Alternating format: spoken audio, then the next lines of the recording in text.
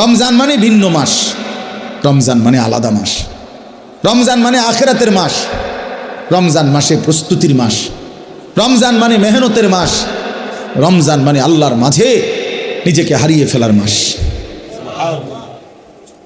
এটাই মাহে রমজান।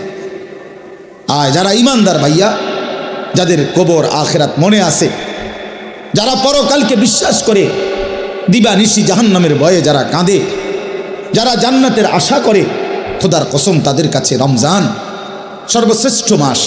সারা বছর আমরা কিতাবে পড়ছি আল্লাহর প্রিয় বান্দারা, আল্লাহর নেক বান্দারা সারা বছর দিলে দিলে অপেক্ষা করতেন, আল্লাহ আরেকটা রমজান হায়াত দেন, আরেকটা রমজান হায়াত দেন, আরেকটা রমজান, আরেকবার সবে কদর পেতে চাই, আরেকবার এতেকাফ করতে চাই, আরেকবার মাওলা তারাবি পড়তে চাই, আরেকবার 70 গুণ নেকি সব কিছুতে আমি অর্জন করতে চাই। আমার আরেকবার সুযোগ দেন। আমার আখিরাত লম্বা মাওলা, আমার পরকাল লম্বা, অতএব আমাকে আরেকটু সুযোগ দেন। এজন্য রমজান মাস এটা বড় মুবারক মাস, এটা দামি মাস মুমিনের কাছে। সবার কাছে একরকম না, সবার কাছে একরকম না বাবা। যার কাছে যেমন কদরও করে তেমন। আমার একজন উস্তাদ আছেন হজরত মাওলানা মুফতি মুস্তফা মাহমুদি, কুমিল্লা বাগমারা লালমাই এলাকার অনেক বড় আল্লাহওয়ালা হুজুর, আমার উস্তাদ। এই হুজুরে আমরা ছাত্র জীবনে দেখতাম, হুজুরে কইতো আল্লাহ কেমন, যার মনে যেমন, যার মনে যার মনে যেমন, যে দিলে দিলে যেমন ভাবে আল্লাহ তাআলা তার আচরণও তার সাথে করে। এমন আনা ইনদা যন্নি আবদি বি, আল্লাহ নিজে বলেন হাদিসে কুদসিতে, আমি আমার বান্দার ধারণা অনুপাতেই তার সাথে আচরণ করি। আমার বান্দা আগেই কয়, আগেই বলে না সুদে না লইলে, কিস্তি না লইলে। আমার বান্দা নিজেই বলে না কেমনে সংসার চলবো। আল্লাহ বলে আমিও তারে এমনই বানায় রাখি, কারণ তুই তো আমার উপরে কোনো আস্থাই রাখো নাই। তুমি আস্থা রাখছো সুদের উপরে, কিস্তির উপরে, তো তুমি যেমন আমার আচরণও তেমন, আমার আচরণও তেমন। সব ব্যাপারে বান্দা আল্লাহ তাআলার ব্যাপারে ধারণা রাখে যেমন, আল্লাহ তাআলাও তার সাথে আচরণ করে তেমন। তো এই জন্য বললাম মাহে রমজান আমাদের জীবনের সর্বশ্রেষ্ঠ মুমিনের কাছে গুরুত্বপূর্ণ মাস। ইমানদারের হৃদয় এটা, ইমানদারের কলজা এটা, ইমানদারের অপেক্ষা এটা। আমাদের প্রিয় নবী সাল্লাল্লাহু আলাইহি ওয়াসাল্লাম একটানা 2 মাস লাগাতার আল্লাহর কাছে রমজান ভিক্ষা চাইতেন। 2টা মাস। আল্লাহুম্মা বারিক লানা ফি রাজাবা ওয়া শাবান ওয়া বাল্লিগনা রমাদান। আয় আল্লাহ, এই 2টা মাসে আমার হায়াত ভিক্ষা দেন, বরকত দেন, আমার রমজান পর্যন্ত পৌঁছিয়ে দেন। তাইলে নবী সাল্লাল্লাহু আলাইহি সাল্লাম রজব এবং শাবান মানে রমজানের আগের 2 আরবি মাস আল্লাহর কাছে বরকত চাইতেন হায়াতের, আর রমজান পর্যন্ত পৌঁছতে চাইতেন। আচ্ছা, নবী সাল্লাল্লাহু আলাইহি সাল্লামের 11 মাসের আমল ঘাটতি ছিল কেমন? নবী সাল্লাল্লাহু আলাইহি সাল্লাম 24 ঘন্টার মধ্যে গাফেল থাকতেন কখন? নাউজুবিল্লাহ। আল্লাহকে ভুলে থাকতেন কখন? এক বুজুর্গকে জিজ্ঞাসা করছিল যে আল্লাহ নবী সাল্লাল্লাহু আলাইহি সাল্লাম তসবিহ ব্যবহার করতেন, যে আমরা যে তসবিহ গুনি, তখন উনি চমৎকার উত্তর দিছে যে শোনো বাবা, তসবিহ তো ব্যবহার করে সে যে আল্লাহকে ভুলে যায়, ফলে তসবিহ হাতে থাকলে এই তসবিহ তারে আল্লাহর কথা মনে করায় দেয়। তখন সে আবার পড়ে, আবার ভুলে যায়, আবার তসবিহ দেখলে মনে পড়ে। তো তসবিহ তো মনে করায় দেয় আল্লাহর কথা, তো যে ভুলে যায় তাকে না মনে করাবে? তো নবী সাল্লাল্লাহু আলাইহি সাল্লাম তসবিহ পড়তেন কিনা, ব্যবহার করতেন কিনা তুমি জানতে চাইছো? আগে তো তুমি বলো, নবী সাল্লাল্লাহু আলাইহি সাল্লাম আল্লাহকে ভুলতেন কখন? তিনি আল্লাহকে ভুলতেন কখন? তিনি তো কখনোই ভুলতেন না। কানা রাসূলুল্লাহ সাল্লাল্লাহু আলাইহি ওয়াসাল্লাম ইয়াযকুরুল্লাহ ফি কুল্লি আহইয়ানিহি। আম্মা জান আয়েশা রাদিয়াল্লাহু তাআলা আনহা বলেন, আল্লাহর নবী সাল্লাল্লাহু আলাইহি সাল্লাম সর্বদাই আল্লাহ তাআলার জিকির করতেন। তাইলে যিনি 11 মাস টানা আল্লাহর ইবাদতে পূর্ণ মনোযোগী থাকতেন, যিনি নবী নিজে বলছেন আনা আ'লামুকুম বিল্লাহ, আমি আল্লাহকে সবচেয়ে বেশি জানি চিনি, আনা আতকাকুম, আমি হচ্ছি তোমাদের মধ্যে সবচেয়ে বেশি আল্লাহকে ভয় করি, তাহলে যার তাকওয়া বেশি, যার ইলম বেশি, যার আমল বেশি, যার 11 মাসের বন্দিগি লাগাতার, সেই তিনি এরপরেও এত নেকি এত বন্দিগি থাকার পরেও নবীজি রমজানের অপেক্ষা করতেন 2 মাস। আর আমাদের 11 মাসের হালাত কি? আমাদের হালাত কি? আমাদের নেকি কোথায়? আমাদের গুনার ভিড়ে নেকি তো খুঁজে পাওয়া যাবে না, নেকি তো খুঁজে পাওয়া যাবে না। আমাদের তো গুনায় গুনাহ, গুনায় গুনাহ, গুনাই গুনাহ, উঠতে বসতে চলতে ফিরতে নাফরমানি আমাদের বেশি। অতএব আমাদের জন্য এর চাইতে বেশি রমজানের অপেক্ষা করা উচিত, কারণ রমজান আমার গুনাহ ধুয়ে মুছে সাফ করে দিবে, রমজান আমার নেকির পাহাড় জমায়ে দিবে। এই জন্য দয়া করে আমরা প্রত্যেকে ইনশাআল্লাহ, এই প্রথম কথা আমার, রমজানের জন্য দিল থেকে দোয়া করবেন, বলেন ইনশাআল্লাহ। এইটা হলো 1 নম্বর কথা, 1 নম্বর ডিউটি। এখন থেকে আর বাকি কয়টা দিন প্রত্যেক দিন আল্লাহর কাছে বলেন, আল্লাহ আর কয়টা দিন হায়াত ভিক্ষা দেন, আর কয়টা দিন হায়াত দেন, রমজান না দেখাই আমারে কবরে নিয়েন না মাওলা। আমি রহমত মাগফিরাত নাজাত পেতে চাই, আমি 70 নেকি পেতে চাই, আমি সবে কদর পেতে চাই, আমি ইতিকাফ পেতে চাই, আমি রমজানের রহমত মাগফিরাত নাজাত পেতে চাই। আমারে এত কাছে আইনা 17-18 দিন সামনে রাইখা আমারে কবরে নিয়েন না মাওলা। এইটা আমাদের প্রথম দোয়া। 2 নম্বর কথা হলো, আল্লাহ পাক রব্বুল আলামিন রমজানের গুরুত্ব বলতে গিয়ে এইখানে ডাইরেক্ট সরাসরি আল্লাহ নিজে বলছেন। এই আয়াতটা সূরা বাকারার 185 নম্বর আয়াত অংশ বিশেষ। আল্লাহ তাআলা বলেন, শাহরু রমাদান, এই যে রমজান মাস, শাহরু অর্থ মাস, রমাদান মানে রমজান। তো রমজান মাস, এই কথাটা আল্লাহ পাক এই মাসটার এতটা দাম যে আল্লাহ নিজেই এই মাসের নাম উল্লেখ করেছেন। এই কোরআনুল কারিমে আরবি 12 মাসের মধ্যে আর কোনো মাসের নাম কোরআনে নাই, শুধু এইটাই আছে। মহররম, সফর, রবিউল আউয়াল, রবিউল সানি, আরও মাস আছে না আরবি, এগুলোর নাম নাই, শুধু এই রমজান মাসের নামই আল্লাহ উল্লেখ, শাহরু রমাদান, রমজান মাস। অতএব যেটা আল্লাহ উচ্চারণ করছেন সেটা দামি, দামি কিনা বলেন। 2, আমাদের নবীজির জবানে রমজান শব্দ উচ্চারণ হয়েছে কিনা? হয়েছে। নবীজি বারবার বলছেন, ইজা দাখালা রমাদান, যখন রমজান আসে, ফুতিহাত আবওয়াবুর রাহমা আবওয়াবুল জান্নাহ, রহমতের সব দুয়ার আল্লাহ খুলে দেয়, জান্নাতের সব দুয়ার আল্লাহ খুলে দেয়। ওয়াগুল্লিকাত আবওয়াবুন নার, জাহান্নামের দরজা বন্ধ করে দেয়। ওয়াসুলসিলাতিশ শায়াতিন, শয়তানগুলোকে শেকলে বন্দি করে দেয়। এটা মজার বিষয় হইল, মনে করেন এদিক দিয়া ওই পাশ থেকে কোনোখান দিয়া বাইর হইবার কোনো ব্যবস্থা নাই, রাস্তা কেবল একটাই, আপনাকে এদিক দিয়ে বাইরে হইব, ঢুকবেন কেবল এটাই, এদিক দিয়েই ঢুকতে হবে। তা আল্লাহ যেন রমজান মাসে জাহান্নামের সব দরজা বন্ধ করে দেয়, শয়তানগুলোকে শেকলে বন্দি করে ফেলে।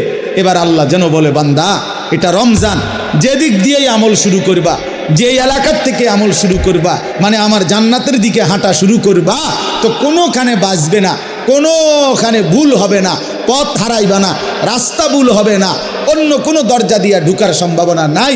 শুধু খোলা যেই দরজা, এটা শুধুই জান্নাতেরই দরজা, ঢুকলে শুধু জান্নাতেই ঢুকবে, ঢুকলে শুধু জান্নাতেই ঢুকবে। হ্যাঁ, কারণ খোলাই তো কেবল কিসের দরজা? জান্নাতের, জান্নাতের দরজা। এজন্য রমজানে যদি কেউ ইবাদতে লাগে, বন্দিগিতে লেগে যায়, আল্লাহর হুকুম পালন, তো আল্লাহ তাআলা বলেন মাস শেষে শুধু কেবল জান্নাতেই ঢুকবা, জান্নাতেই ঢুকবা, জান্নাতেই ঢুকবা, জান্নাতেই ঢুকবা। তাহলে নবী সাল্লাল্লাহু আলাইহি ওয়াসাল্লাম রমজান মাসের নাম রমজান উল্লেখ করছেন।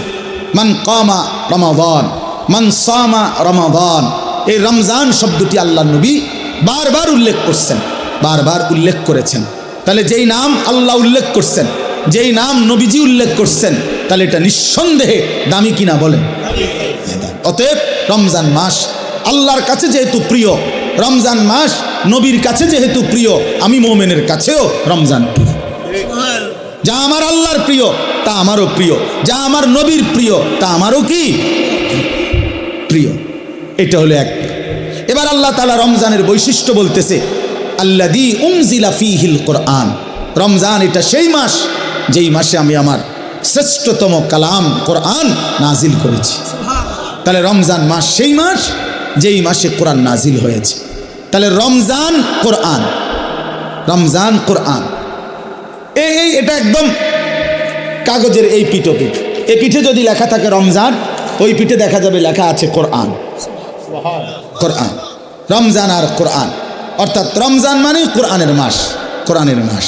রমজানটাকে মনে করেন মেহমানের সামনে ট্রের মধ্যে করে 10 আইটেমের ছোট ছোট বাটিতে তরকারি দিছে, দিয়া উপরে একটা সুন্দর কাপড় দিয়ে মখমলের ঢেকে দিছে সবগুলোর উপরে, সবটি বাটির উপরে। তো আল্লাহ তাআলা যেন এই রমজান মাসটাকে কতগুলো ইবাদত দিয়ে সাজিয়েছেন। যেমন রোজা, এটা একটা ইবাদত। ইফতার, এটা একটা ইবাদত। সাহারি মানে রাত্রির খাবার, এটা একটা ইবাদত। 20 রাকাত তারাবি, এটা একটা ইবাদত। তারপরে শেষ দশকে এতেকাফ মসজিদে, এটা একটা ইবাদত। শেষ দশকের বেজর রাত্রিগুলোতে শবে কদর, এটাও একটা কি ইবাদত। এইভাবে আল্লাহ তাআলা এগুলা দিয়া সাজাইয়া এইটার উপরে যেন কোরআন নামের একটা চাদর দিয়ে ঢেকে দিয়েছে।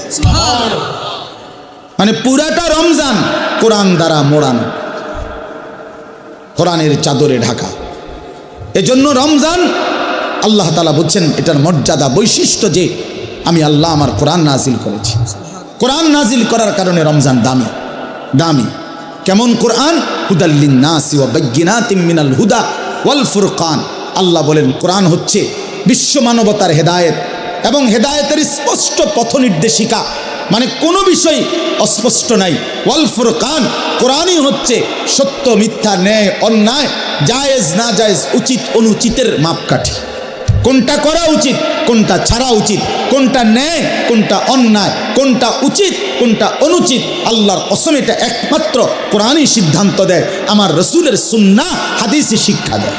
এই জন্য কোরআন সুন্নাহ থেকে যে বঞ্চিত, কোরআনের জ্ঞান যে পায় নাই, রসুলের হাদিস যে শিখে নাই, আল্লাহর কসম সে ন্যায় অন্যায় চিনতেই পারে না। কোরআনবিহীন সভ্য হয় না, কোরআনবিহীন আখলাক হয় না, হতেই পারে না। পৃথিবীর আর কোনো বই দিয়া হবে না, হালাল হারাম বুঝবে না। পরে তো উচ্চ শিক্ষিত, কথা তো বলে শুদ্ধ, রেজাল্টও খুব ভালো, শব্দ উচ্চারণ চমৎকার, কিন্তু আজকে 5 বছর একটা মেয়ের সাথে সম্পর্ক, হাঁটে চলে মেয়ের সাথে, এটা যে হারাম এইটাও তার আন্দাজের মধ্যেই নাই। কারণ কোরআনের জ্ঞান না থাকার কারণে, কোরআন না থাকার কারণে হালাল হারামের পার্থক্য বুঝার অন্য কোনো জ্ঞান তার কাছে নাই। এই জন্য কোরআনই একমাত্র মানুষকে ন্যায় অন্যায় শিখায়। ওয়াল ফুরকান। আমরা চ্যালেঞ্জ করলাম, আমি চ্যালেঞ্জ করলাম, তোমরা ছেলেরা যারা স্কুলে পড়ো, কলেজে পড়ো, ইউনিভার্সিটিতে পড়ো, প্রিয় বন্ধু চলো সিদ্ধান্ত নিয়ে তুমি দেখাও যে কোরআনের মতো আরেকটি কিতাব বই আছে যেখানে সত্য মিথ্যা, আলো অন্ধকার, ন্যায় অন্যায়, হালাল হারাম শিখায়।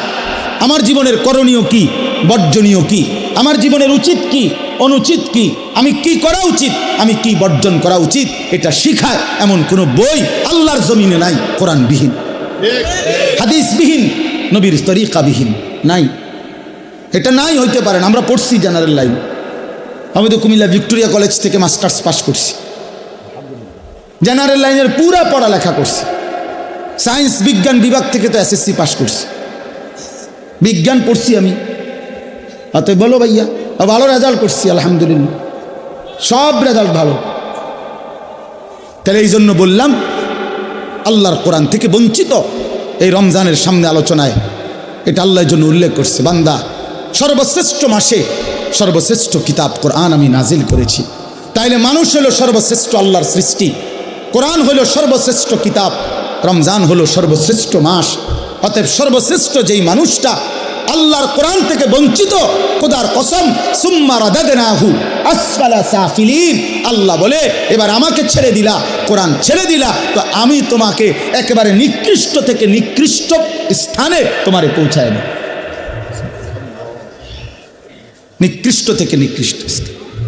এই জন্য দয়া করে আজকে আমি এই একটা কথাই শেষে বলতে চাই, অনেক কিছু বলা দরকার, কিন্তু একটা প্রসঙ্গ শুধু বলতে চাই যে রমজান আমাদের সামনে।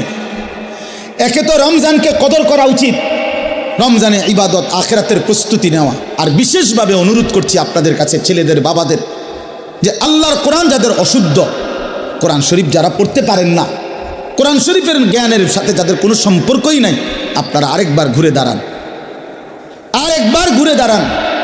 কোরআনের মাসে কোরআনকে ইজ্জত করেন, তাহলে আল্লাহ বরকত দিবে। যার কোরআন, আপনার বয়স 90 বছর হোক আর 9 বছর হোক, ছেলেরা, বাবা, তোমরাও, পর্দার আড়ালের মা বোনরাও, বয়স্ক বাবারাও, আমরা প্রত্যেকেই রমজান আমাদের সামনে, সবাই সবার সুবিধা মতো ইমাম সাহেবের কাছে, কোনো আলেম দ্বীনের কাছে, কারো না কারো কাছে আল্লাহর কোরআন শিখেন, কোরআন শরীফ সহি শুদ্ধ করেন। এটা উচিত, এটা ইনসাফ বাবা, এটা ইনসাফ। কোরআনের জ্ঞান যার মধ্যে নাই, 60 বছর 30 বছরে যে আল্লাহর কোরআন দেখে দেখেও পড়তে পারে না, আহা বন্ধু, তার আফসোস ছাড়া জীবনটা আর কিছুই হইতে পারে না, কিছুই হইতে পারে না। ওই মানুষটা নিয়ে আসুন, চেয়ার দেন, চেয়ার, ওই চেয়ারটা দেব না, বসুন। আলহামদুলিল্লাহ। তাইলে আল্লাহ তাআলা বলছেন হুদাল্লিন নাস, কোরআন মানুষের হেদায়েত, ওয়া বাইয়িনাতিম মিনাল হুদা, হেদায়েতের স্পষ্ট বাণী, ওয়াল ফুরকান, সত্য মিথ্যা, ন্যায় অন্যায়, হালাল হারামের পার্থক্যকারী। অতএব বন্ধু, আল্লাহর কোরআন বিহীন আলো মেলে না। আপনাদের বাবাদেরকে বলি, আপনারা যারা কোরআন থেকে সন্তানকে বঞ্চিত করছেন, তারা আপনাদের সন্তানকে আপনারা ক্ষতিগ্রস্তই করেছেন।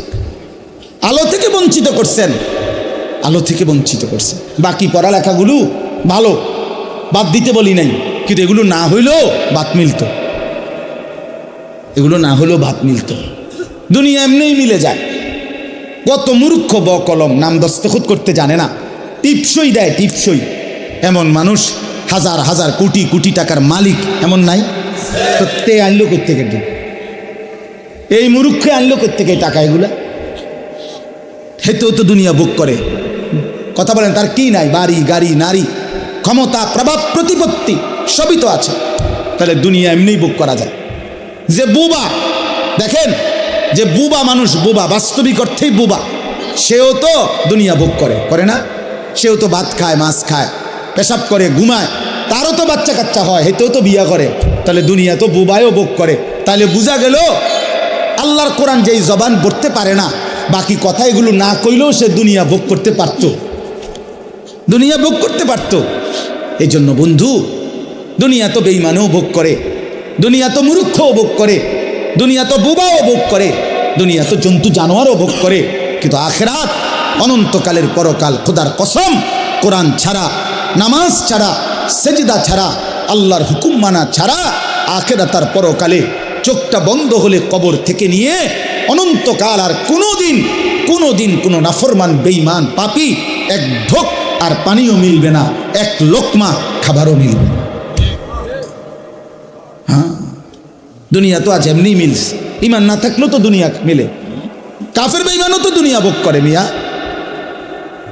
অতএব এই আমার শেষ কথা, দয়া করে এটা ভাবতে শিখেন।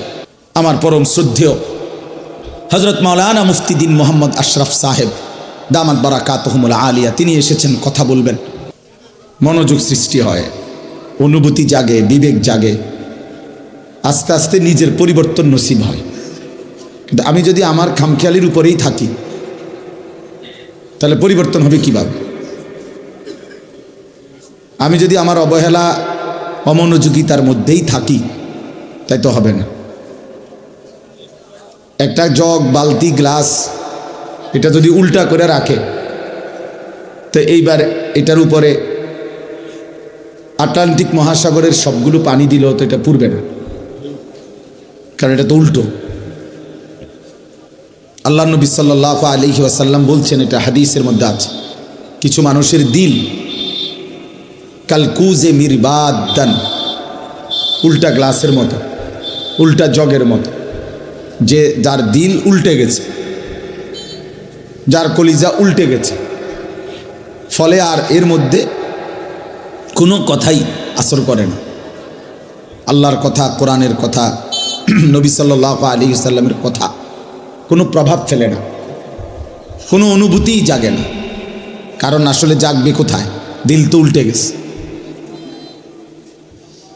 এজন্য হাদিসের মধ্যে আছে আল্লাহর নবী সাল্লাল্লাহু আলাইহি ওয়াসাল্লাম 5 ওয়াক্ত নামাজের পরে নবীজি বিশেষ যেই দোয়াগুলো করতেন, এর মধ্যে একটা দোয়া এটা, ইয়া মুকাল্লিবাল কুলুব সাব্বিত কলবি আলা দীনিকা।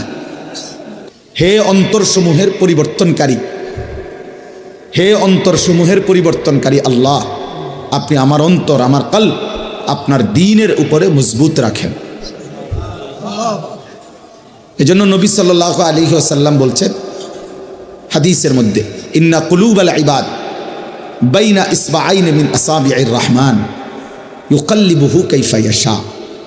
নিশ্চয়ই বান্দার অন্তর আল্লাহ পাকের কুদরতি 2 আঙ্গুলের মাঝে, এরকম 2 আঙ্গুলের মাঝে, আর সেই কলব অন্তর আল্লাহ তাআলা ইউকাল্লিবুহু কাইফা ইয়াশা, যেভাবে ইচ্ছা সেভাবে উলট পালট করতে পারেন।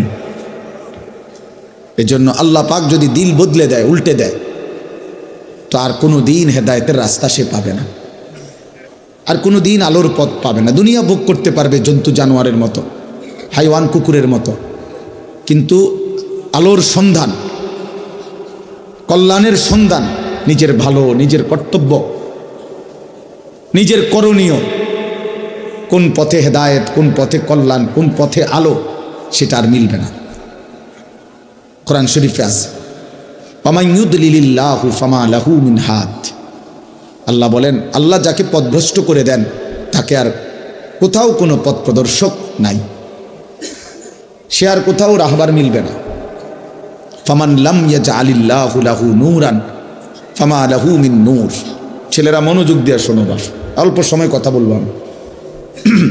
আল্লাহ তাআলা বলেন, আল্লাহর আলো যে পেল না, ফামা লাহু মিন নূর, তার জন্য আর কোথাও কোনো আলো নাই। আল্লাহর আলো থেকে বঞ্চিত, তো সব জায়গায় তার জন্য অন্ধকার। আল্লাহ তাআলা কোরআনুল কারীমের মধ্যে বলছেন, যারা নাফরমানি করছে তাদের সারা জিন্দিগির যাবতীয় কাজকর্ম কারামাদিন ইশতাদ্দাত বিহির রিহু ফি ইয়াউমিন আসিফ, ওই রকম ছাইয়ের স্তূপের মতো, যেখানে কোনো ব্যক্তি ছাই বোঝেন তো না, চুলার লাকড়ির ছালি আর কি, যে এই ছাইয়ের স্তূপ দিছে রাস্তার এখানে, মনে করেন অনেক ছাইয়ের স্তূপ, হঠাৎ করে একটা জোরে বাতাস আসছে, এক বাতাসে ছাই উড়ে ছিন্ন ভিন্ন হয়ে গেছে, আর কোনো নাম নিশানা নাই। আল্লাহ নবী সাল্লাল্লাহু আলাইহি সাল্লাম বলেন, নাফরমান বেঈমান পাপীর যাবতীয় আমল কর্মকাণ্ড সব কিছু এরকম স্তূপকৃত ছাইয়ের মতো, যেটা একটা বাতাস এসে এক নিমিষে উড়ায় দিছে, আর কিছুই নাই তার। একদিন মৃত্যুর সাথে সাথে দেখবে আর কিচ্ছু, এই ভাত মাছ চাল ডাল, পেশাব পায়খানা, খাট পালং সোফা ফার্নিচার, মোবাইল মোটরসাইকেল, হ্যাঁ হাসি নারী, ছবি নাচ গান, খালাস, মরে গেছে, তার কিছুই নেই, আর কিছুই নেই। এরপরে কবরে গিয়ে দেখবে কিছুই নেই, কিছুই আর নেই। এই জন্য বাপ, এটা গুরুত্বপূর্ণ বিষয়, যেমন না হওয়া যে আল্লাহ আমার দিল উল্টায় দিছে, এমন পাষাণ না হওয়া যে আমার অন্তরে কোনো কথাই ঢোকে না। এটা ভাবলেই বোঝা যায়, মানুষ প্রত্যেকেই অনুভব করতে পারি, আমরা নিজের দিলে নিজেই বোঝাপড়া করতে পারি যে আসলে আল্লাহর কথা আমার দিলে কেমন লাগে, আখিরাতের কথা বললে আমার অন্তরের অবস্থা কেমন হয়। কবরের কথা, কবর দেখলে, মৃত্যু দেখলে, লাশ দেখলে, জানাজা দেখলে আমার কলিজার মধ্যে কোনো অনুভূতি জাগে কিনা, হৃদয়টা নরম হয় কিনা। রাসূলুল্লাহ সাল্লাল্লাহু আলাইহি সাল্লাম বলছেন, আমি তোমাদের কাছে 2টা জিনিস রেখে যাচ্ছি নসিহত হিসাবে, তারাকতু ফীকুম আমরাইন ওয়াইজাইন, উপদেশ হিসাবে 2টা জিনিস রেখে যাচ্ছি। একটা হলো কোরআন, যেটা নাতিক, যেটা উচ্চারণ করে, মানে তুমি পড়লেই কোরআন থেকে উপদেশ পাইবে। আরেকটা হলো, নবীজি বলছেন, আমি আরেকটি উপদেশ তোমাদের জন্য রেখে যাচ্ছি, যেটা কোনো আওয়াজ করে না, নিশ্চুপ, কিন্তু তোমাদেরকে উপদেশ দেয়। সেটা কি? আল মাউত, মৃত্যু। মৃত্যু, প্রতিটা মৃত্যু তোমাকে নসিহত করে যে এর পরের জানাজা আমার, এরপরের এলান হয়তো আমার, এরপরের ঘোষণা আমার। এই জন্য মৃত্যু একটা নসিহত। কাফা বিল মাউতে ওয়াইজান, নবী সাল্লাল্লাহু আলাইহি সাল্লাম বলেন, ওয়াজ নসিহতের জন্য, উপদেশ জন্য মৃত্যুর স্মরণ এটাই যথেষ্ট। মৌতের কথা কিছুক্ষণ ভাবা, কোনো লাশ, কোনো জানাজা, কোনো কবরস্থানে দাঁড়িয়ে একটু ফিকির করা, এটাই যথেষ্ট ওয়াজ হিসাব। এটাই বড় ওয়াজ, এটাই বড় নসিহত, এটাই বড় উপদেশ।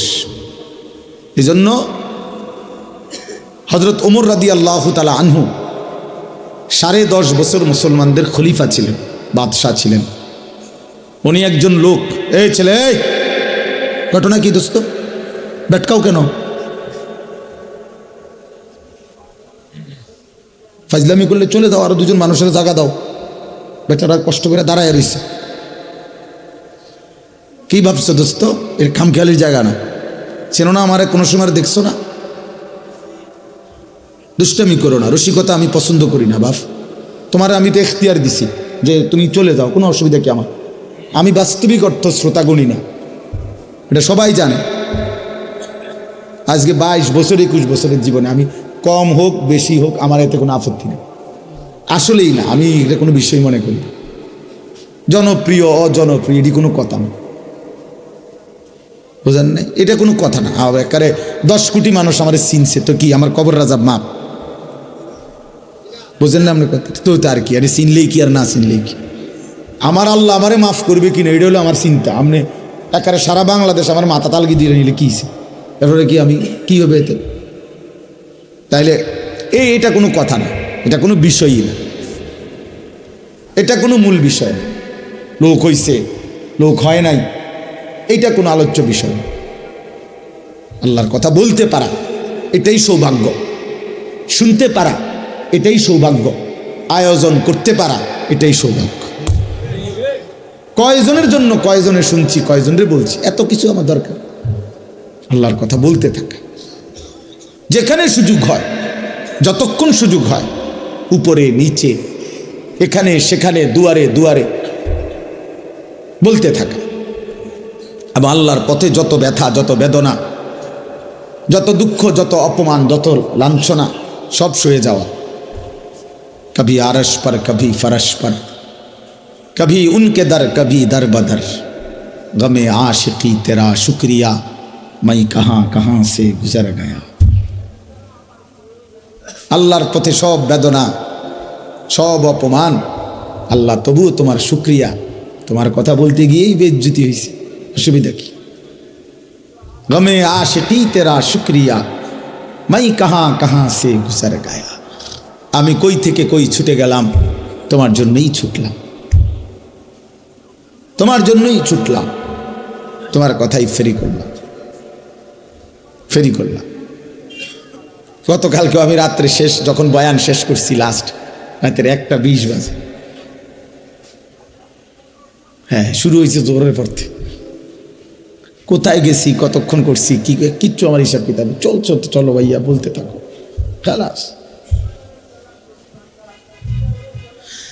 এই জন্য বললাম দোস্ত, আমার রাগ হইও না, খামখেয়ালি করাটা আমি পছন্দ করি না। আমার কথা হলো কম হোক, মনোযোগ দিয়ে শোনো, এতে বরকত। একদিনে তুমিও বদলাইতা না আমি জানি, কিন্তু আন্তরিকতা থাকলে, মনোযোগ থাকলে, একদিন সত্যি সত্যি আল্লাহ চাইলে বদলে যায়। 100 খুনের আসামি আল্লাহর ওলি হইছে, বেশ্যা পতিতা নারী সেও আল্লাহর ওলি হইছে, তুমি হইতা না। জগৎ বিখ্যাত ডাকাত কি হইছে, আল্লাহওয়ালা হইছে, তুমি হইতা না। তুমি তো এর চাইতে খারাপ হয়ে যাও নাই, তো তুমিও ভালো হয়ে যাবে ইনশাআল্লাহ। কিন্তু আন্তরিকতা দরকার, দিল দরকার, আল্লাহর কথার প্রতি মনোযোগী হওয়া দরকার, আল্লাহর কথার প্রতি মনোযোগী হওয়া দরকার। এই জন্য আমি এটা একটু শক্ত, আমার কথা হলো শতভাগ মনোযোগ দিয়ে। এই যে আমি এই জন্য মোবাইলের কথা বলছি, অর্থাৎ মোবাইল ধরে রাখলে না হাতে সারাক্ষণ নজর যায় ওটার দিকে, মানে একটু পরপর এটা মনে পড়ে, এটা তো ওডের নিয়ে একবার ছোটো করে, একবার বড় করে, একবার একটু চাপ দেয়, একটু নিচে নেয়, মানে দেখবেন মানে বেচারার টেনশনটা কাজ করে কি। তো এটারে তো তুমি অনেক কিছু করলা, কিন্তু তোমার নিজের কলিজার মধ্যে কি ঢুকছে এটা কও। মোবাইলের একবারে ছবিটা সুন্দর উঠছে, আওয়াজটা ক্লিয়ার উঠছে, সব ঠিক আছে, তো এটা দিয়ে কি লাভ হইল? আমি সুন্দর হলাম কিনা, আমি কিছু বুঝলাম কিনা, আমার ভিতরে একটা আফসোস আসছে কিনা, আমার হৃদয়ের মধ্যে একটু ফিকির অনুভূতি যাচ্ছে কিনা যে হায় আমি কি করছি, আমার কি করা উচিত ছিল, আমি কে, আমি আসলাম কোত্থেকে, কে আমাকে বানাইলো, কে আমাকে বানাইলো। ওই মৌলানা বলতেছিল যে আল্লাহ জানতে চাইবে বান্দা আমি কি একটা বারও আমার ডাক শুনতে পাই নাই? কেমনে পারলা? সারাদিনে কতজনরে ডাক দিলা, তুমি কি পারলা না একটা বার আমারে ডাকতে? কতজনের কত আবদার রক্ষা করলা, আমি তোমার কাছে কয়েকটা সেজদা চাইছি, আমি কি তোমার কোনো উপকার করি নাই? আজকের সারাদিনে আমি কি তোমাকে লালন পালন করি নাই? খোদার কসম হাদিসে আছে আল্লাহ পাক হাসরের ময়দানে জিজ্ঞেস করবে বান্দা আলাম নুসিহ জিসমাক, এই প্রথম প্রশ্ন করবে এটা। বান্দা বলো তো মোট এতদিন আমি কি তোমার শরীরটা সুস্থ রাখি নাই? বলো মাথা ব্যথা ছিল কয়বার? মাথা স্বাভাবিক ছিল কয়বার? বলো পেট ব্যথা হয়েছে জীবনে কয়বার? পেট স্বাভাবিক ছিল কয়বার? হাত ব্যথা পাও ব্যথা হয়েছে কয়বার? সুস্থ স্বাভাবিক ছিলে কয়বার? শোনো এবার হিসাব নাও বান্দা, এই হিসাবের আলোকে বলো ওয়ানুরভিকা মিনাল মা, প্রতিবার তৃষ্ণার্ত অবস্থায় আমি কি তোমাকে পানি পান করাই নাই? আল্লাহ পাক জিজ্ঞেস করে এই হাসরের ময়দানে, হাদিসে আছে সর্বপ্রথম আল্লাহ পাক বান্দাকে প্রথম প্রশ্ন কি করবে? এইটা করবে, এই দুইটা কথা জিজ্ঞাসা করবে, এরপরে কথা আরো চলবে। বাকি প্রথম বলবে বলো তো আমি কি মোট এতদিন এত ঘন্টা তোমাকে সুস্থ রাখি নাই? আমি কি তোমাকে তৃষ্ণার্ত অবস্থায় প্রতিবার পানি পান করাই নাই? একবারও মনে পড়লো না আমার? এমন তৃষ্ণার মুহূর্তে যদি এক গ্লাস পানি না পাই তা কি হইতো? অথচ সেই পানি পান করে একটা বার আলহামদুলিল্লাহ বলতে হয়, এটাও তো বললাম, এটাও তো কোনোদিন শিখলা না যে আল্লাহর দেওয়া রিজিক, আল্লাহর দেওয়া পানীয় ভোগ করার পরে আলহামদুলিল্লাহ বলতে হয়। বহু নাফরমান তো এটাও জানে, এটাও তো জানে, পেট ভরে খেয়ে তো একটা বার আলহামদুলিল্লাহও বলে না। আহা, মানে জন্তু জানোয়ারের খাবার, হাইওয়ান জানোয়ার যেমন জানে না কিছুই, এও জানে না। এই জন্য বাপ চলেন আমি আমার আয়াতটা বলি। তাহলে আমার বলার উদ্দেশ্য হলো আমরা এই কথা হৃদয় দিয়ে অনুভব করা, আমাদের আখেরাত আছে, আমাদের পরকাল আছে, আমাদের মৃত্যু পরবর্তী একটা জিন্দিগি আছে, এটা নিশ্চিত, এটা সত্য, শতভাগ সত্য। কবর, হাসর, মিজান, ফুলসেরাত, জান্নাত, জাহান্নাম, এটা সত্য বাপ। যদি মিথ্যা হইতো 1450 বছরে গবেষণা কইরা বিভিন্ন দার্শনিক পণ্ডিতরা অনেক তথ্য বের করতো যে এই আলোকে এটা প্রমাণিত হলো যে এটা মিথ্যা। কিন্তু কোনো কাফের বেঈমানও আজ পর্যন্ত পরকালের কোনো বিষয়কে মিথ্যা প্রমাণিত করতে পারে নাই। কোরআনুল কারীমের একটি অক্ষরকে যেহেতু ভুল প্রমাণিত করতে পারে নাই, অতএব আখিরাত সত্য। আফালা ইয়াতাদাব্বারুনাল কুরআনা ওয়ালাউ কানা মিন ইনদি গায়রিল্লাহি লাওয়াজাদু ফীহি ইখতিলাফান কাসীরা। আল্লাহ বলে আমার বান্দারা কোরআন পড়ে দেখো না কেন, কোরআন গবেষণা করছো না কেন, দেখো না এক একটা আয়াত মিলায়া দেখো, যদি এই কোরআন অন্য কারো কাছ থেকে আসতো আমি আল্লাহ ব্যতীত, তাহলে যেই কোনো চিন্তাশীল বুদ্ধিমান ব্যক্তি গবেষণা করিলেই তার মধ্যে অসংখ্য ভুল ত্রুটি ভ্রান্তি খুঁজে পেত। আল্লাহ ভিন্ন যেই লেখে যেই বলে তার কথা বক্তব্য লিখনির মধ্যে ভুল হয়ই হয়। 1 লক্ষ কথাও যদি সঠিক হয় 10টা কথা ভুল হয়, ভুল হয়। আমরা একেবারে আমগো যেই কোনো ওয়াইজেরও আমরা যদি খেয়াল করে এখন আপনি হয়তো কইতে পারবেন যে হুজুর এই শব্দটা এমনি না করলে ভালো হইতো, এটা এমনি করলেও পারতো। কথা বুঝেন নাই আমার? আমি হয়তো বুঝছি এমনি কইছি, আপনার বিবেচনায় যে না এটা এমনি করলেও পারতো।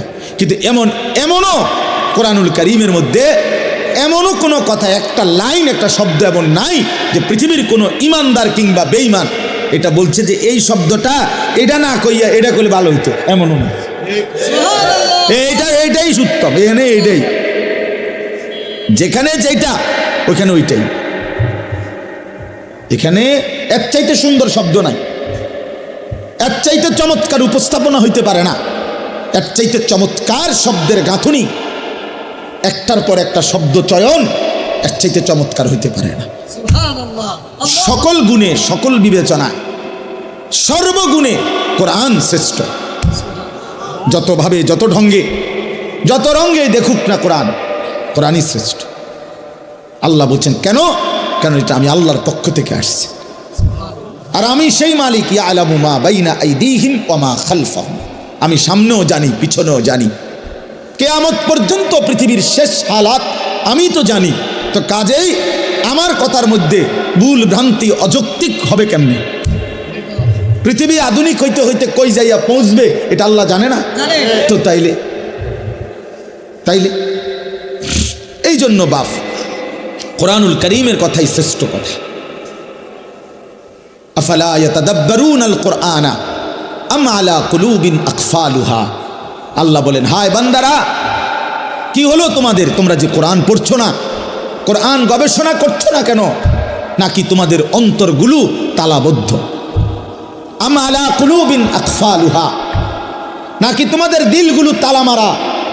এই বাপ, ভাইয়া, ছেলেরা, বাবারা, মুসলমান হওয়ার পরও যারা কোরআন পড়েন না, বুঝেনও না, দুই চার লাইন শব্দ তেলাওয়াতও করেন না, সত্য কথা হইল আপনার কোনো দিল নাই, আপনার আসলেই কোনো অন্তর নাই, এটা তালাবদ্ধ, এটা একটা জমাট পাথর ছাড়া আর কিছু।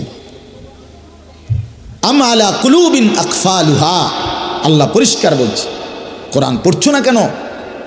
কোরআন নিয়ে ভাবতেছো না কেন বান্দা? নাকি তোমাদের অন্তরগুলো তালাবদ্ধ? তার মানে বোঝা গেল যে আল্লাহর কোরআন নিয়ে ভাবে না, আল্লাহর কোরআন পড়ে না, আল্লাহর কোরআন বোঝে না, খোদার কসম তার কোনো অন্তরে নাই, তার কোনো দিল নাই, তার দিল তালাবদ্ধ, ওইটা জমাটবদ্ধ পাথর ছাড়া আর কিছু না, আর কিছু না। দুনিয়া ভোগ করে তো দুনিয়া তো আতফাও দিয়া না ভোগ করে, চোখ নাক কান দিয়ে ভোগ করে, দিল কোনো কাজ করে না।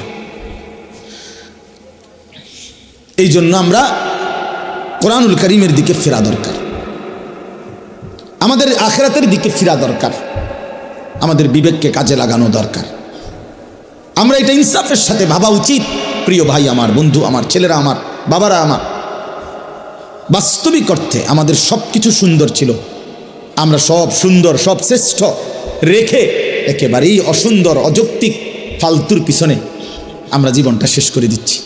আমাদের আল্লাহ সর্বশ্রেষ্ঠ, আমাদের নবী মুহাম্মদ সাল্লাল্লাহু আলাইহি সাল্লাম সর্বশ্রেষ্ঠ, আমাদের কিতাব কোরআন সর্বশ্রেষ্ঠ, আমাদের ধর্ম ইসলাম সর্বশ্রেষ্ঠ, আমাদের সবটাই শ্রেষ্ঠ ছিল, কিন্তু আমরা সর্বশ্রেষ্ঠ নিয়ামত ছেড়ে একেবারে ফালতু কতগুলা বইপত্র, কাগজ কলম, পৃথিবীর কিছু মানুষের বিকৃত কিছু চিন্তা চেতনা, এর পিছনেই আমরা জিন্দিগি শেষ করে দিছি। ছেলেটা সকাল থেকে রাত পর্যন্ত ছুটছে, কি করে বাবা, কেন হাসো, কেন কাঁদো, কি চুল রাখলা, কি জামা পরলা, সারাদিনে মোবাইল টিপ্পা কি পাইলা, এত নারী, এত ছবি, এত দৃশ্য, এত উলঙ্গপনায় শেষ পর্যন্ত রাত শেষে অর্জন কি বাবা? জিজ্ঞাসা করে দেখেন না, বলবে কোনো অর্জন না, শরীরটা নাপাক হয়েছে, নারী দেখতে দেখতে, ছবি দেখতে দেখতে, হ্যাঁ, লজ্জাস্থানের শক্তিটা নষ্ট হয়েছে, হাতটাকে নাপাক জায়গায় ব্যবহার করছে, কোমরের শক্তি কমে যাচ্ছে, যৌবনের সক্ষমতা নষ্ট হয়ে যাইতেছে, শরীরটা ধীরে ধীরে অচল, পঙ্গু, অপদার্থ হয়ে যাচ্ছে, আখেরাতটা জাহান্নামের আগুন জ্বলছে। এই অর্জন, চরিত্রহীনতার অর্জন কি? অশ্লীলতার অর্জন কি? অসভ্যতার অর্জন কি? তাহলে এই জন্য আমরা বললাম, আমাদের আল্লাহ, আমাদের কোরআন, আমাদের রাসূল, আমাদের ইসলাম আমাদের জন্য সর্বশ্রেষ্ঠ, আমাদের জন্য নিরাপদ, আমাদের জন্য আরামদায়ক, এবং এর মধ্যেই আমাদের সুখ, শান্তি, স্বস্তি, নিরাপত্তা, আনন্দ, সুখ সব এখানে, সব এখানে। আমি তো সব সময় বলি, বাপ তুমি সারা রাত নারী দেখে যে মজা পাও, আল্লাহর কসম এক ইমানদার তাহাজ্জুদ নামাজে একটা সেজদা দিয়ে তার চাইতে লক্ষ কোটি গুণ বেশি মজা পায়। যারা ইবাদত করে, যারা আল্লাহর বন্দেগী করে, তুমি মনে করো না তারা নিরানন্দ, তাদের কোনো আনন্দ নাই। এমনি সেটারই মানুষ আল্লাহর ইবাদত করে, অনেক অসন্তুষ্টি নিয়ে আনি আল্লাহর বন্দেগী করে। আমরা 5 ওয়াক্ত নামাজ পড়ি অসন্তুষ্টি নিয়ে, হ্যাঁ? তো তাইলে নাফরমান ছেলে পেলে, বেহায়া নারী, হারামখোর নাফরমান মনে করে তার হারামের মধ্যে তৃপ্তি। খোদার কসম, হারামের মধ্যে অতৃপ্তি, হারামের মধ্যে অতৃপ্তি। হারামের মধ্যে মদে কখনো তৃপ্ত হয় না, পানিতে তৃষ্ণা মিটে যায়। নারী, ভিন নারী দেখলে কখনোই তৃপ্তি মিটে না, কিন্তু হালাল স্ত্রীতে তৃপ্তি হয়ে যায়। হ্যাঁ, এই জন্য গুনাহ তৃপ্তি দেয় না, হারাম তৃপ্তি দেয় না। আল্লাহ তাআলা যেটা হারাম করছেন সেটা তো বুঝে শুনেই করছেন। এটার মধ্যে যদি বান্দার কল্যাণই থাকতো, তিনি হারাম করলেন কেন? কথা বোঝেন নেই তো? কোরআনুল কারীমের মধ্যে আছে, আসা আন তুহিব্বু শাইআন ওয়া হুয়া শাররুল লাকুম। আল্লাহ বলছে, বান্দা মনে রেখো, এমন অনেক জিনিস আছে যেটা তোমার কাছে খুব প্রিয় মনে হয়, ওয়া হুয়া শাররুল লাকুম, অথচ আমি আল্লাহ বলতেছি এটা তোমার জন্য অকল্যাণ।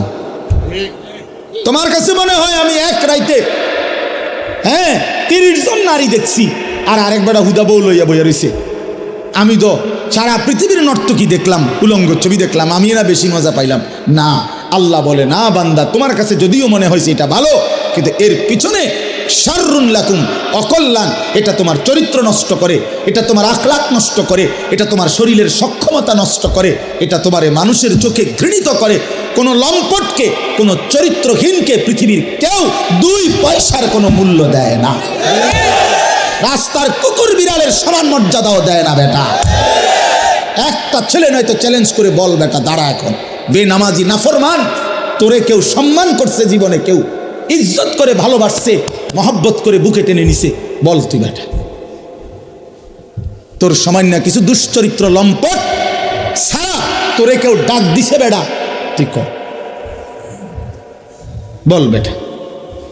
যে হুজুর আমারে, আমি সারা রাত নারীর ছবি দেখি আর পরও মানুষ আমার আদর করছে, কেডা? সে ধারো দেখো দুসাই, তোমারে কে আদর করছে? কে তোমারে সম্মান করে? কে তোমারে দেখলে বলে আহা ছেলেটা কতটা ভালো? না না, মানুষ আলোকে আলোই বলে, অন্ধকারকে মানুষ অন্ধকারই বলে, রাতকে মানুষ রাতই বলে, দিনকে মানুষ দিনই বলে, সাদাকে সাদাই বলে, কালোকে কালোই বলে। অতএব বাটপার সিটার রে মানুষ বাটপার সিটারই করে। হ্যাঁ, আমনে সুদখোর, আপনার মানুষে দেখলে গো মাশাআল্লাহ জুনায়েদ বাগদাদি নাও, হ্যাঁ বাইজিদ বুস্তামি স্বাস্থ্য পাই না যায় মানুষে ব্যাককল, হ্যাঁ মানুষে চিরা খায়, আমনে হুদা ভাত খান। মানুষে বাটপার রে বাটপার হিসাবে ইছেন, সিটার রে সিটার হিসাবে ইছেন, মানুষ ইমানদারকে ইমানদার হিসাবে ইছেন। মানুষের চোখ ভুল হয় না।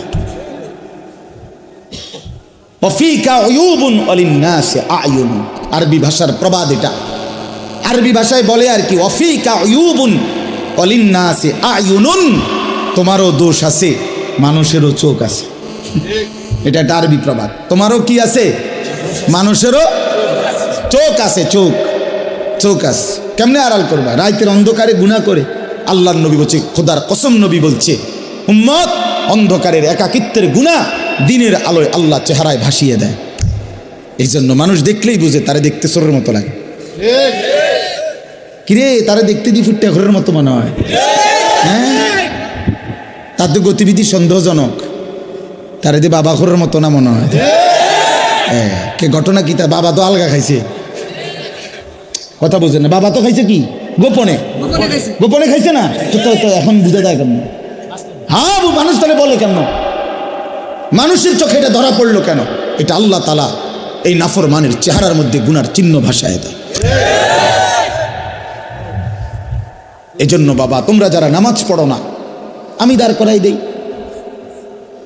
আমি তো এখন দাঁড় করাইতে পারবো এখানে। তোমরা যারা নামাজ পড়ো না, এই অসভ্যদেরকে তো আমি এখন দাঁড়াইতে পারবো। বেনামাজি তো অসভ্য, বেনামাজি তো নির্লজ্জ, বেনামাজি তো বেহায়া, বেনামাজি তো হাইওয়ান, বেনামাজি তো জানোয়ার, বেনামাজির জিন্দিগি তো কুত্তার জিন্দিগি। কোরআন শরীফে বলছে, কোরআন শরীফ, ওয়াত্তাবাআ হাওয়াহু ফামাসালুহু কামাসালিল কালব। আল্লাহ বলছে মনের ইচ্ছা মতো যে চলে তার উদাহরণ কুত্তার মতো। কোরআন শরীফের আয়াত। হ্যাঁ হ্যাঁ, মনে রাখো বাবা, যার কপালে সেজদা নাই তোমার জীবন কুত্তার জীবন, কুত্তার জিন্দিগি, কুত্তার জিন্দিগি। এই জীবন কুকুরের জীবন, এই ঘুম কুত্তার ঘুম, এই খানা কুকুরের খানা, এই ভোগ কুকুরের ভোগ। কুকুর যেমন লজ্জা শরম নাই, যত্র তত্র তার জিনা ব্যভিচার করে, তোমারও কোনো লজ্জা শরম নাই, যাকেই দেখো তাকেই দেখতে মন চায়। এই জীবন কুকুরের জীবন। কোরআন শরীফ আল্লাহ বলছে ফামাসালুহু কামাসালিল কালব। কালব অর্থ কি? কুকুর। কুকুর, কালবুন অর্থ কুকুর। আল্লাহ আমাদেরকে বুঝ দান করেন। আমি যে আয়াতটা পড়ছি, মাহে রমজান, আমাদের সামনে রমজান, আর মাত্র 18-19 দিন, 10 তারিখ আজকে চলে গেছে। তাহলে পহেলা মার্চ যদি রমজান হয় 18 দিন, 2 মার্চ যদি রমজান হয় 19 দিন, এই 18 থেকে 19 দিন আমাদের সামনে আর বাকি। মাহে রমজান, মাহে রমজান। এক মুমিনের যদি ফিকির করো, বাপ আমি এতগুলো কথা শক্ত বলছি, এতগুলো কথা কঠিন করে বলছি বাবা, এবার যদি আমরা ফিকির করি, না আসলেই আমি কেন জানোয়ার হব, আমি কুকুর হব কেন, আমি মুসলমান, আমার একটা আত্মমর্যাদা আছে বাবা, আমার একটা আত্মসম্মান আছে, আমার একজন আল্লাহ আছে, আমার একজন নবী আছে,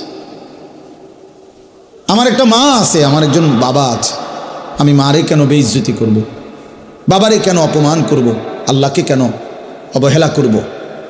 এতটুকু যদি ভাবনা হয়, নিজেদের জীবন যদি ইমানের জীবন, মুসলমানের জীবন আমার মনে পড়ে, তো সেই জীবন গড়ে তোলার, সাজিয়ে তোলার সর্বশ্রেষ্ঠ মৌসুম, সিজন মাহে রমজান।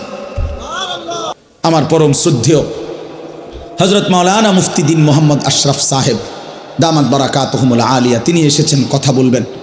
আপনারা সবাই মনোযোগ দিয়ে বসেন। নওজোয়ান ছেলে তোমরা উঠাউটি করো না বাবা, আল্লাহর দোহাই কেউ উঠাউটি করো না, মেহেরবানি করে, এটা অভদ্রতা।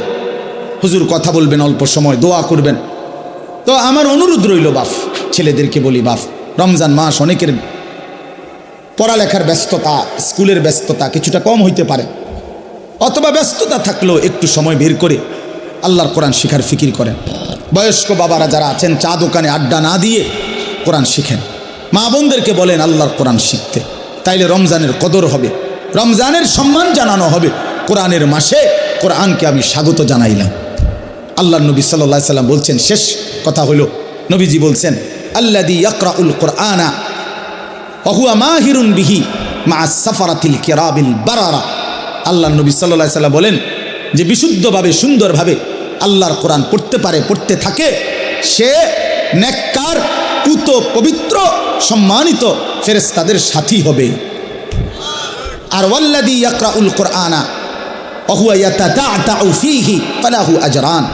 নবীজি কি সুন্দর কথা বলছে।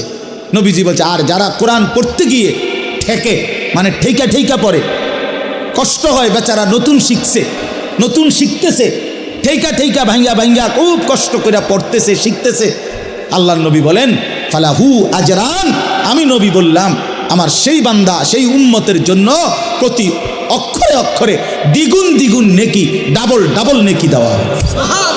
এক তো কোরআন পড়লা, আরেক তো কষ্ট সত্ত্বেও কষ্ট করে উচ্চারণ করার চেষ্টা করল। অতএব নতুন করে শিখে যদি কষ্টও করেন তো আপনি ঠকবেন না, বরং দ্বিগুণ নেকি পাবেন ইনশাআল্লাহ। এই জন্য আমরা প্রত্যেকেই এবারে রমজানে চেষ্টা করেন আল্লাহর কোরআন শিখার। আল্লাহ আমাদেরকে তৌফিক দেন, কবুল করেন, আমিন।